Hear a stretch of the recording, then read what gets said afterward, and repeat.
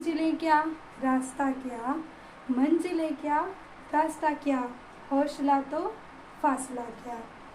यदि हौसला है कुछ करने का तो मंजिल से हमें फासला बहुत कम हो जाएगा, उसमें फासला ही नहीं होगा। सबसे बड़ा जो ताकत है कुछ भी करने का वो हौसला होना चाहिए, एक जुनून होना चाहिए। तो आज इसी जोश के साथ हम अपना क्लास स्टार्ट करते हैं। और जैसा कि हमने कल पूरा सिलेबस का डिस्कशन किया था यूपी बोर्ड के नए सिलेबस के अनुसार, तो जिसमें पहले था सॉलिड स्टेट जिसको हटा दिया गया है, उसके बाद जो दूसरा चैप्टर है बिलियन, वहाँ से हमें बिलियन से पढ़ना और टोटल 10 चैप्टर थे जिसको हमने डिस्कस किया था। और बिलियन को हमने देखा था कि एक बहुत ज़्यादा मतलब इसमें इसी से बहुत ज़्यादा वेटेज वाला ये चैप्टर है। तो हम इसको एकदम अच्छे से पढ़ते हैं क्वेश्चन प्रैक्टिस के साथ। पहले आज स्टार्ट करते हैं सॉल्यूशन, बिलियन होता क्या है। तो आइए पढ़ते हैं।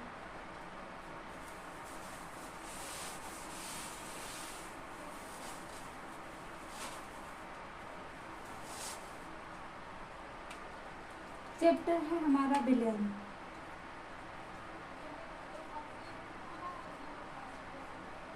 इंग्लिश में बोले तो सॉल्यूशन। अब देखिए हमें बिलियन पढ़ने की आवश्यकता ही क्यों पड़ रही है, बिलियन चैप्टर की आवश्यकता क्यों है। देखिए बिलियन चैप्टर अभी हम पढ़ेंगे कि बिलियन किसे कहते हैं। देखिए हमारे शरीर में भी बहुत सारी क्रियाएं हैं जो एक मतलब बिलियन में ही कंप्लीट होती हैं। और हम अपने दैनिक जीवन में केमिकल जितने भी यूज करते हैं, मेडिसिन हो गया, बाकी जो भी चीज़ें होती हैं केमिकली, वो मतलब एक बिलियन ही तैयार करके बनाई जाती हैं। तो वो बिलियन चैप्टर में हम यही पढ़ेंगे। सांद्रता टर्म्स आएगा। देखिए पहले 11 में हमने एक मतलब पढ़े होंगे आप लोग या नहीं, तो जो लोग नहीं पढ़े हैं एक बार देखिए। अगर हमें चाहते हैं कि जो हमारा 12th हो एकदम केमिस्ट्री में हम इंजॉय करें, मतलब कोई भी ये ना लगे कि जब मतलब समझ में नहीं आ रहा ये, तो हमें थोड़ा सा अपना 11 का जो भी बेसिक है वो तो बनाना पड़ेगा। उसके लिए हमें 11 की बुक एक बार पढ़ लीजिए या फिर लेक्चर्स देख लीजिए। तो देखिए यहाँ पे बिलियन चैप्टर में हमें सांद्रता पद पे ही ध्यान देना है, क्योंकि हम कोई भी बिलियन बनाते हैं तो एक सांद्रता होती है, एक सांद्रता पद आता है कि कितना हमें कितनी मात्रा मिलानी है। हम दवाई ही पीते हैं तो देखते हैं कि पीने के लिए उस पर ml करके लिखा होता है, तो डॉक्टर हमें सजेस्ट करते हैं कितना पीना है। हमारे शरीर में ही बहुत सारी क्रिया होती हैं जो सांद्रता की टर्म पे भी निर्भर करती हैं कि इतने में मतलब बिलियन बनता है। तो उसी के बारे में हम जानकारी मतलब पढ़ेंगे इस पूरे चैप्टर में। तो यही बिलियन। अब सबसे पहले हम देखते हैं कि बिलियन क्या होता है। तो बिलियन की अगर हम परिभाषा देखें तो ये दो या दो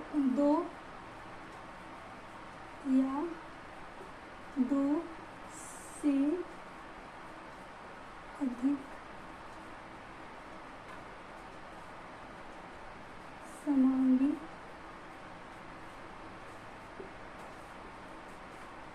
मिश्रण है। अब हम कोई भी दो चीजें मिलाएंगे तो वो एक मिश्रण ही होगा, और वो लेकिन जो बिलियन है वो एक समांगी मिश्रण होगा। मिश्रण जब हम पढ़ते हैं तो दो प्रकार के पाए जाते हैं, समांगी मिश्रण और विषमांगी मिश्रण। तो समांगी मिश्रण उसमें क्या मतलब समांगी मिश्रण के अंतर्गत आता है, एक प्रकार से हम बोल सकते हैं शुद्ध। जैसे चीनी और पानी को हम घोलें तो वो एक समांगी मिश्रण है, क्योंकि इसमें जो चीनी हम लें तो वो पूरी तरह से घुल जाती है, उस मिलन को मिलाने के बाद हम अलग नहीं कर सकते हैं। तो ऐसे जो भी बिलियंस पाए जाते हैं वो समांगी होते हैं, मतलब वो जो बिलियन उसमें होता है वो अपनी आइडेंटिटी पूरी तरह से खो देता है, और इसी वजह से वो बिलियन है कि हमें चीनी पानी घोलें तो हमें वाटर जैसा ही दिखेगा। तो वही होता है कि वो समांगी मिश्रण होता है, कि हम उसे अलग उसके अवयवों को फिर से अलग ना कर सकें। तो ये दो या दो से अधिक हो सकता है। तो देखिए इस चैप्टर में और 12th के सारे सिलेबस में हम केवल द्विअंगी बिलियन की बात करेंगे। हमें इसमें पढ़ना है द्विअंगी बिलियन।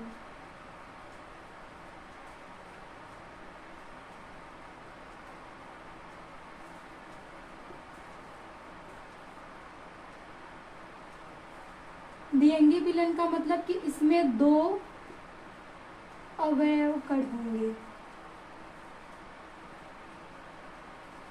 इसमें 2 अवयव होंगे। बिलियन हम यहाँ लिखे हैं 2 या 2 से अधिक। अगर त्रिअंगी बोलते हैं तो उसमें 3 अवयव भाग लेंगे। 4 अंगी चतुर्थअंगी बोलते हैं तो उसमें 4 लेंगे। लेकिन हमें इस पूरे चैप्टर में हम केवल द्विअंगी बिलियन के बारे में पढ़ेंगे और यही हमारे सिलेबस में है। तो ये तो हो गया बिलियन की परिभाषा। अब देखिए बिलियन बना कैसे है। तो जो बिलियन है ये मिलके बना है बिलेय प्लस विलायक, बिलेय प्लस विलायक। अब यहाँ से ये बात आ जाती है, इसे हम बोलते हैं, ये मान लीजिए ये विलेय हो गया और ये विलायक हो गया। सॉल्यूट होता है ये और ये सॉल्वेंट।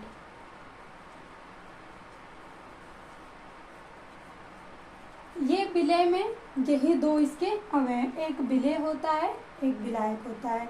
विलायक जो विलेय को घोल देता है और विलेय विलायक में घुल जाता है। तो अब देखिए यहाँ से विलेय विलायक को, अगर विलायक है वो विलेय को घोल रहा है तो जब इसकी मात्रा अधिक होगी तभी ये घोल सकता है। तो हम इसके डिफिनेशन में लिख सकते हैं कि जो विलायक होता है उसकी मात्रा अधिक होती है और विलेय की मात्रा कम होती है। एक सामान्य तरीके से हम ये भी परिभाषा लिखते हैं कि मतलब विलयन में जिस अवयव का मात्रा सबसे अधिक होती है उसे हम विलायक कहते हैं और जिसकी मात्रा कम होती है उसे हम विलेय कहते हैं। और इसे भी कह सकते हैं कि जो विलेय अपने अंदर अवयव को घोलता है वो विलायक कहलाता है और जो घुल जाता है और अपनी आइडेंटिटी खो देता है उसे हम विलेय कहते हैं। तो ये हो गया विलेय प्लस विलायक। यहाँ पे मात्रा क्या होगी, मात्रा अधिक होगी और यहाँ पे मात्रा कम होगी। सामान्य तौर पे हम ये परिभाषा कह सकते हैं। तो ये हो गई विलयन की परिभाषा कि हम सबसे पहले विलयन पढ़ रहे हैं तो विलयन किसे कहते हैं। अब यहाँ से ये विलयन के कुछ प्रकार होते हैं कि द्विअंगी विलयन, त्रिअंगी विलयन। तो हमें इस पूरे सिलेबस में केवल द्विअंगी विलयन के बारे में ही बात करेंगे और इसी के पढ़ेंगे। और ये हो गया विलयन किससे मिलके बना होता है, तो विलेय प्लस विलायक। अब देखिए यहाँ पे ये 2 अंगी हो गया ना, एक अवयव हो गया, एक अवयव ये हो गया। अब हम इसके मतलब प्रकार देख लेते हैं कि जो विलयन होता है वो कितने प्रकार से हो सकता है।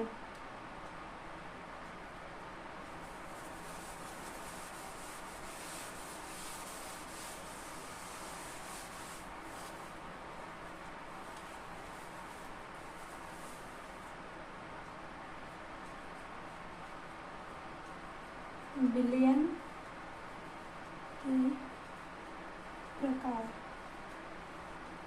देखिए विलयन के प्रकार, और हम द्विअंगी विलयन पढ़ रहे हैं तो यहाँ से हम लेंगे विलेय और विलायक। यहाँ पे हम ले लेते हैं, एक बार हम सबसे पहले गैसीय विलयन। देखिए हम गैसीय विलयन किसे किसे बोल सकते हैं, तो जिसकी मात्रा अधिक होगी वहाँ पे वो होगा विलायक और जिसकी मात्रा कम होगी उसे हम विलयन। तो यहाँ पे हम गैसीय विलयन जब ले रहे हैं तो विलायक की मात्रा इसमें सभी तीनों जगह, यहाँ से हम गैस लेंगे, गैस गैस, ये हो गया विलायक हमारा। और विलेय में हम ले सकते हैं, एक बार गैस का विलयन तैयार होगा, एक बार हम ले सकते हैं कि द्रव गैस का विलयन तैयार हो, दूसरा कंडीशन है कि हम ले सकते हैं ठोस द्रव का विलयन तैयार हो। ये हो गया गैसीय विलयन पहला प्रकार। अब दूसरा प्रकार होता है द्रवीय विलयन।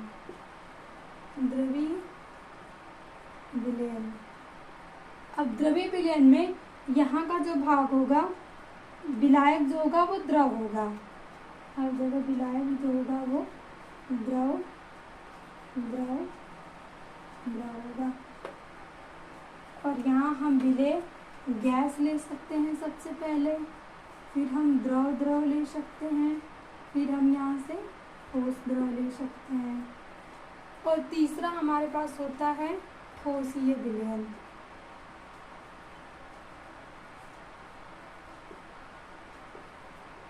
यहाँ पे जो विलायक होगा वो होगा हमारा ठोस।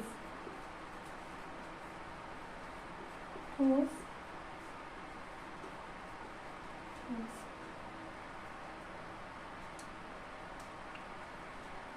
और यहाँ पे हम लेंगे गैस, द्रव और ठोस।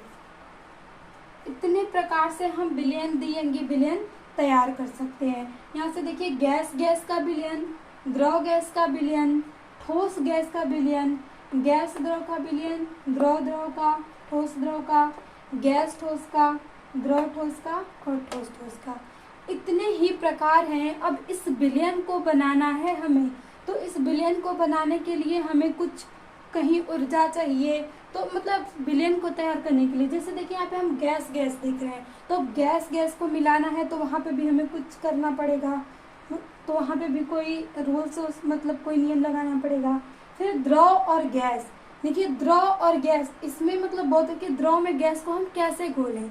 तो यहाँ पे हम पढ़ेंगे आगे, साइंटिस्ट भी आएंगे, कुछ होंगे कि जो जिसने ये प्रयोग किया होगा और बताया होगा कि हम कैसे इसे घोल सकते हैं और अपना नियम दिया होगा। तो उसे हम सभी चीज़ें ये इतने प्रकार होते हैं और इसी प्रकार पे हम आगे नियम पढ़ेंगे। इसको इस विलयन को तैयार करने के लिए हमें किन किन चीज़ों की आवश्यकता होती है। तो गैस गैस मान लीजिए जैसे हवा में ऑक्सीजन और नाइट्रोजन खुले होते हैं, तो ये कैसा विलयन हो गया, दोनों गैस हैं तो ये गैस ही हो गया। ठोस गैस का देखें तो ठोस गैस का हम बोल सकते हैं एक बहुत ही आसान, जैसे कोल्ड ड्रिंक आती है तो कोल्ड ड्रिंक में CO2 घुला होता है, तो CO2 किसमें, लिक्विड में घुला होता है। और आप देखते हैं कि कोल्ड ड्रिंक को फिर वो कैसे उसमें घुला जाता है, बहुत प्रेशराइज करके उसे बंद किया जाता है ताकि CO2 उसमें घुली रहे। और जैसे ही हम उस कैप को खोलते हैं तो वो जो CO2 एक बहुत तेज़ी से निकलती है, तो अगर हम उसे अचानक से खोलें तो पूरा कोल्ड ड्रिंक बाहर आ जाता है, या हम उसमें थोड़ा सा मोशन दे देते हैं, हिला देते हैं तो पूरा ऊपर बाहर आ जाता है। तो यही कारण है कि इन्हें मतलब हमें घोलने के लिए किन किन फैक्टर की आवश्यकता होगी और फिर ये कैसे घोला गया होगा, तो ये सारा हम टर्म्स पढ़ेंगे। ये हो गया सारे प्रकार विलयन के। इतने ही विलयन के प्रकार हैं और इन्हीं के बारे में हमें आगे पूरे चैप्टर में पढ़ना है कि ये कैसे विलयन तैयार हो रहा है। यहाँ पे 3 प्रकार के होते हैं, गैसीय विलयन, द्रवीय विलयन और ठोसी विलयन। अब यहाँ से सबसे टर्म्स आता है सांद्रता, क्योंकि हमें किसी भी चीज़ के देखिए केमिकल में सांद्रता पद बहुत ही ज़्यादा इम्पोर्टेंट होता है। 11 में हम मोल अंश पढ़ते हैं और उसमें सांद्रता बहुत अच्छे से समझाई जाती है। तो यहाँ भी हम समझते चलेंगे ताकि जो बच्चे 11 दिन का मतलब बर्बाद है नहीं पढ़े हैं, क्योंकि पता है सारे बच्चे तो पढ़ने वाले हैं नहीं, 11 में तो मौज ही करते हैं। अरे 11 में पेपर थोड़ी देना है, पढ़ेंगे 12 में चल के। 12 में भी ये नहीं कि मतलब तुरंत पढ़ाई स्टार्ट, अरे अभी बहुत टाइम है, ऐसे करते करते करते करते मतलब बहुत ज़्यादा समय वेस्ट हो जाता है।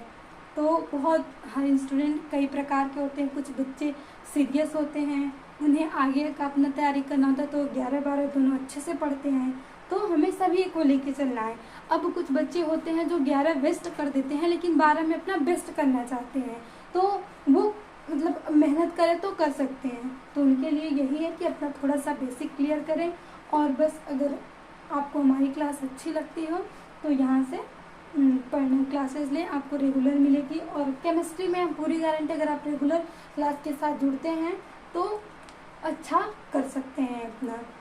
तो ये हो गया विलयन के प्रकार। अब आगे हम देखते हैं यहाँ से सांद्रता, concentration of solution.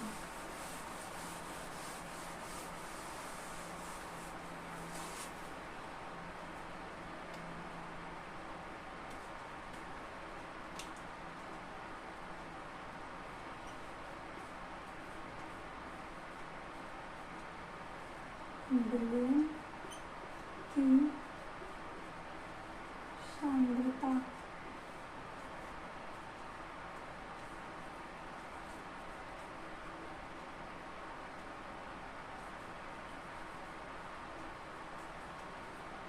Concentration of solution. इन्हीं के जब ये हम सारा डिफाइन कर लेते हैं सांद्रता पद बहुत इम्पोर्टेंट है। देखिए मतलब हमें बिलियन का ये पद होता है, पहले हम ये से बोल सकते हैं, पहले से बोल देते हैं कि कोई बिलियन तनु है और ये बिलियन सांद्र है, बस ऐसे बोल दिया जाता था। लेकिन वहाँ से ये थोड़ी पता चलता था कि मतलब कितना सांद्र है कितना तनु है।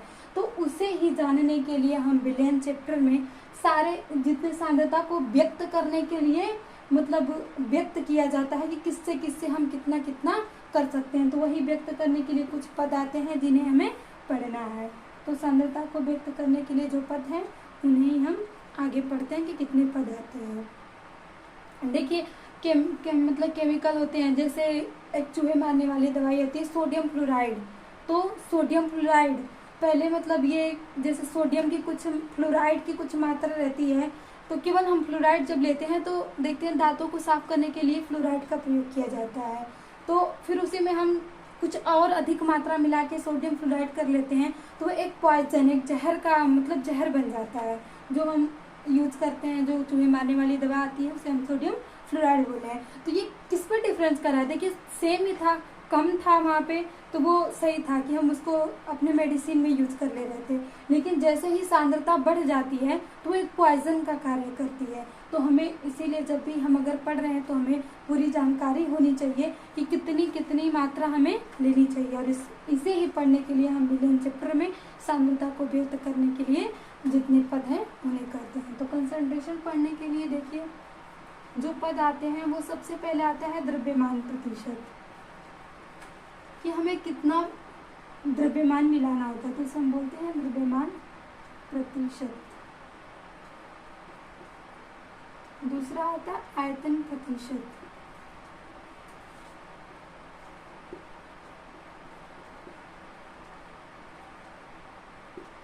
तीसरा बोले तो द्रव्यमान आयतन प्रतिशत,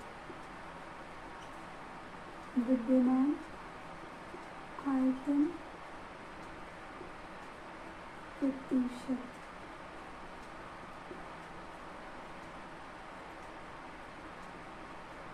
तीसरा हमारा आता है पार्ट्स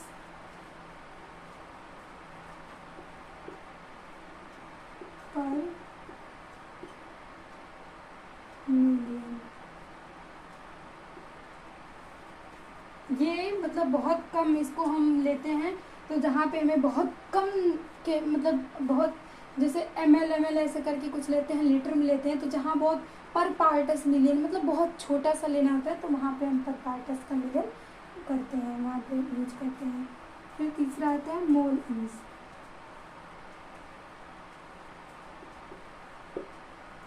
इसके बाद हम पढ़ेंगे मोलरता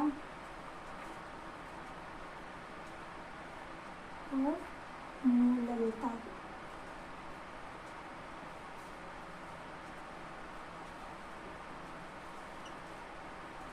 ये इतने टर्म्स हैं जो सांद्रता के पद को व्यक्त करते हैं। इस सांद्रता को व्यक्त करने के लिए इतने टर्म्स आते हैं, द्रव्यमान प्रतिशत, आयतन प्रतिशत, द्रव्यमान आयतन प्रतिशत, पार्ट्स पर मिलियन, मोल अंश, मोलरता और मोलरता। अब इनको हम एक एक करके पढ़ेंगे और इसी पे न्यूमेरिकल्स आते हैं। यही जो मतलब यही टॉपिक है जो ज़्यादा मतलब यहाँ से न्यूमेरिकल्स बनते हैं, और लगभग एक आपको न्यूमेरिकल इस चैप्टर से ज़रूर देखने को मिलेगा। ये 100% श्योर है कि इस चैप्टर से इन सभी टर्म्स न किसी से एक क्वेश्चन तो ज़रूर आता है। ये हर ईयर में ज़रूर एक बार आएगा, तो यहाँ से 2 नंबर या 3 नंबर में दे सकता है या 4 नंबर में, तो वो तो फिक्स है। 1 नंबर में भी मान लीजिए किसी MCQ में पूछ सकता है, इसकी मतलब यहाँ पे जो सूत्र होते हैं वही पूछ दे, यूनिट से पूछ दे। तो ये सब भी हम पढ़ते हैं एक एक करके, यहाँ से पढ़ेंगे आगे। ये इतना याद है, कभी सांद्रता पद को व्यक्त करने के लिए कितने पद आते हैं तो वो भी पूछ देता है, तो आप लोग ये याद रखिएगा कि कितने पद द्वारा हम व्यक्त करेंगे।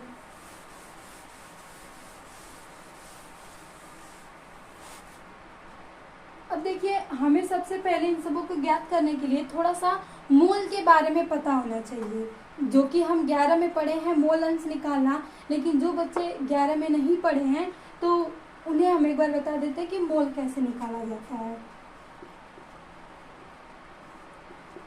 देखिए कोई भी यौगिक दे देगा और वहां से बोलेगा कि इसका मोल निकालो। तो मोल निकालने के लिए यहाँ पे फार्मूला होता है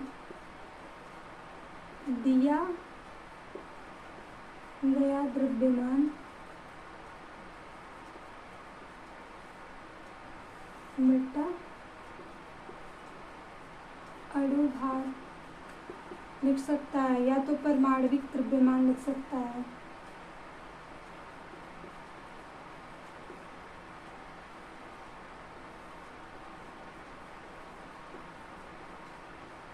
ये होता है मोल निकालने का फार्मूला। मोल को कभी हम n से डिवाइड कर दिखाते हैं और ऊपर हम लिखते हैं m, नीचे लिखते हैं हम w। तो ये हो गया m से मास और जो w से हो गया वो वेट, जिसे हम अणु भार बोलते हैं, इसको हम w से प्रदर्शित करते हैं। तो इसका जो शॉर्ट फॉर्म का फार्मूला होता है ये होता है। तो हमें ये फार्मूला बहुत अच्छे से आना चाहिए कि हम कैसे निकालते हैं, क्योंकि आगे जो मोलरता पद आएगा, मोलरता पद आएगा, जो भी आएगा, तो सबसे पहले उसको लगाने के लिए हमें मोल आना चाहिए कि हम मोल कैसे निकालते हैं। अब देखिए यहाँ पे हम मोल कैसे निकालते हैं। कोई यौगिक दे दिया, मान लीजिए दे दिया कि 25 ग्राम NaCl। अब यहाँ से हमें NaCl का क्या निकालना है, मोल निकालना है। तो देखिए यहाँ पे 25 ग्राम दिया है, यानी ये दिया गया द्रव्यमान है और NaCl का हमें मोल निकालना है। तो वहाँ से अगेन हम यहाँ से बस फार्मूला लगा लेंगे। ऊपर तो हम 25 ग्राम लिख देंगे। अब नीचे हम ऐसे देखिए, अब हमें यहाँ से याद होना चाहिए कि जो सोडियम और क्लोरीन का परमाणु भार कितना होता है। तो सोडियम का परमाणु भार होता है 23 और क्लोरीन का परमाणु भार होता है 35.5। बस ये एक हम ऐसे मात्रा लिए हैं कि कैसे हम निकालते हैं। बस यहाँ से इसे हम अगर सॉल्व कर दें, 25 तरह से हम ऐड करेंगे तो 5.85 ऐसा हो जाएगा। फिर इसे हम सॉल्व करेंगे तो हमें मोल निकल जाएगा। बस ये हम एक एग्जाम्पल के तौर पे बताए हैं कि कैसे मोल निकाला जाता है। वहाँ पे जो दिया गया द्रव्यमान होगा और हमें अणु भार, इसके लिए हमें कुछ जो तत्व होते हैं उनका परमाणु भार याद होना चाहिए। देखिए कुछ ही तत्व होते हैं। अब ये हमने कहा पूरे पीरियोडिक टेबल में जितने तत्व हैं उनका परमाणु भार आप याद कर लो।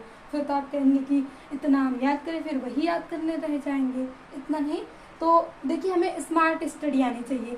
पूरा याद करके हमें कोई फ़ायदा मिलने वाला नहीं है। ये है कि जानकारी ऐसे हम दिखा सकते हैं कि हमने याद किया है, लेकिन फिर उतना मेहनत हम कहीं अपने सिलेबस को कवर करने में कर सकते हैं। तो हमें बस थोड़ा सा स्मार्ट स्टडी करना है, देखना है कि कौन कौन से ऐसे तत्व हैं जिनका अक्सर पूछा जाता है। तो हम कुछ तत्वों के परमाणु भार बता देते हैं जिनका इस पूरे चैप्टर में हम यूज करेंगे। देखिए परमाणु भार, परमाणु क्रमांक तो याद हो जाता है, लेकिन परमाणु भार नहीं याद होता है। तो हम उसके लिए जैसे मान लीजिए हाइड्रोजन हो गया, बहुत जो भी कई सारे यौगिक बनते हैं तो वह हाइड्रोजन हो गया।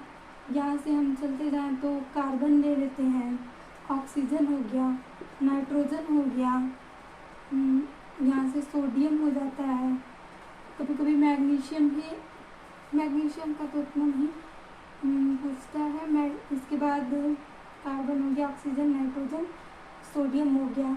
सल्फर आता है अक्सर, यहाँ से क्लोरीन आ जाता है। बहुत सारे यौगिकों में यहीं से लगभग, तो हाइड्रोजन का तो हमें पता है कि हर जगह एक ही होता है। कार्बन का परमाणु क्रमांक 6 होता है, इसका दुगना 12 ही होता है। ऑक्सीजन का 16, 8 दूनी, नाइट्रोजन का 14, सोडियम का 11 होता है, तो 11 दूनी 22, एक हम ऐड कर देते हैं 23 हो जाता है। वैसे ही सल्फर का 32 होता है और क्लोरीन का 35.5 एग्जैक्ट होता है। और यहाँ से देख लें हम कैल्शियम का देख लेते हैं तो 40 होता है। यहाँ से आर्गन का भी कितना होता है, 40 होता है। तो यही अक्सर आपको यही जो इन्हीं तत्वों से मिलकर जो यौगिक बने होंगे वही आपके सामने दिखेंगे। इन्हीं अगर इतना याद कर लेते हैं आप लोग तो परमाणु भार कोई भी सवाल देगा कि इतना ग्राम इतना दिया है तो आसानी से निकाल सकते हैं। ये पूरा हो गया। अब आगे देखिए हमें टर्म्स देखना है, तो इसके बाद हम नेक्स्ट वीडियो में पूरे जो विलयन के सांद्रता के पद हैं उनको देखते हैं कि कैसे निकालते हैं और उस पर सवाल लगाते हैं। देखिए थोड़ा धीरे धीरे अभी छोटी क्लास रखेंगे, क्योंकि अभी एक बैग स्टार्ट करना फिर लंबी क्लास, आप लोग बोर हो जाएंगे। क्योंकि देखिए भाई, सही बात यह है कि पढ़ाई तो कोई खुद से करना नहीं चाहता। कोई भी ये नहीं है कि सभी तो एंजॉय करना चाहते कि हम ये करें। और आजकल तो फ़ोन ज़्यादा हमारा डिस्ट्रक्शन हो गया है। ज़्यादा हम टाइम अभी पढ़ने के लिए देखते हैं, रील्स आ गया तो कब घंटे बीत गए पता ही नहीं चलता है। लेकिन आपको अगर कुछ करना है भाई तो मेहनत थोड़ी सी करनी पड़ेगी, और ना चाहते हुए भी देखिए पढ़ाई करनी पड़ेगी। एक हम बाकी चीज़ों पे हम देंगे और हमें पता रहेगा कि हमें वहाँ से कुछ हासिल होने वाला है नहीं, बजाय ये होगा कि हमने अपना टाइम वेस्ट किया और फिर घर वालों से कुछ सुने और फिर जो डिप्रेशन में जाएं वो अलग बात है। और ये हम जानते हैं कि अगर हम अपना समय पढ़ाई पे दे दें तो हम सब कुछ अच्छा होगा और हम जो चाहेंगे वो कर लेंगे। लेकिन फिर भी ये सोच है, ये मन है जो अलग अलग भटकता रहता है। अक्सर गलत चीज़ें जहाँ होती हैं वही जाता है। सभी जानते हैं कि मतलब हमारे लिए अच्छा क्या है और बुरा क्या है, लेकिन फिर भी सभी तो वैसे ही हैं हमारे जैसे ही आलसी। हम भी चाहते हैं कुछ करना नहीं, और वो भी चाहते हैं कि भाई हम भी कहीं से स्टेबल हो जाएं और कहीं एक जगह अपना स्थिर रहें। तो यही तो केमिस्ट्री है। केमिस्ट्री को बस अपने लाइफ से जोड़िए और फिर एंजॉय कीजिए। मिलते हैं नेक्स्ट वीडियो में। Thank you.